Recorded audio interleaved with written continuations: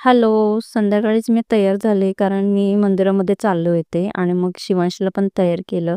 कारण शिवांशलाच घेऊन जायचं होतं मला मंदिरामध्ये. मग मी येलो कलरचा ड्रेस घातला होता. मग त्याला पण येलो कलरचंच टी-शर्ट घातलं. कारण मला आणि शिवांशला दोघांना सेम टू सेम दिसायचं असतं म्हणून. मग काय माझा शिवांश किती खुश झाला होता जेव्हा मी त्याला घेऊन चालले होते. तर तो कसा खुश झाला होता ते व्हिडिओमध्ये दिसतच आहे. त्याला बाहेर फिरायला इतकी मजा येते. मग काय आम्ही गेलो बाजूच्याच मंदिरामध्ये. आमच्या घराच्या बाजूलाच गजानन महाराजांचं मंदिर आहे. तिथल्या मंदिरामध्ये गेलो होतो आणि तिथे ही देवी आहे माहेश्वरी त्रिपुरा सुंदरी असं या देवीचं नाव आहे. खूपच सुंदर अशी मूर्ती आहे देवीची.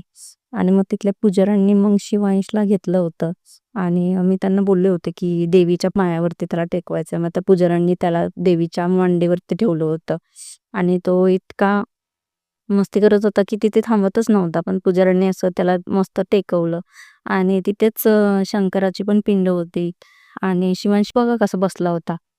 त्या पुजाऱ्यांनी दिलेला केळ खात बसला होता आणि मस्त शांत बसला होता. मला चाफ्याचं फूल सुद्धा दिलं होतं त्या पुजाऱ्यांनी. मग ते मी ठेवलं होतं जवळ आणि बाजूलाच एक ताई तिथे अभिषेक करत बसली होती. ती शिवांशला बघा कशी खेळत होती.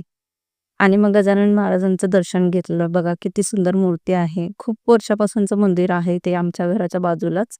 आणि शिवांशला तिथं सोडलं होतं. शिवांशची चालली होती मस्ती. सगळ्या मंदिरामध्ये फिरत होता. आणि बाजूचे सगळेजण त्याला बघत होते. त्याला मी नेहमी मंदिरात घेऊन जाते अशीच मस्ती चाललेली असते त्याची. तो कधीच असं शांत बसत नाही.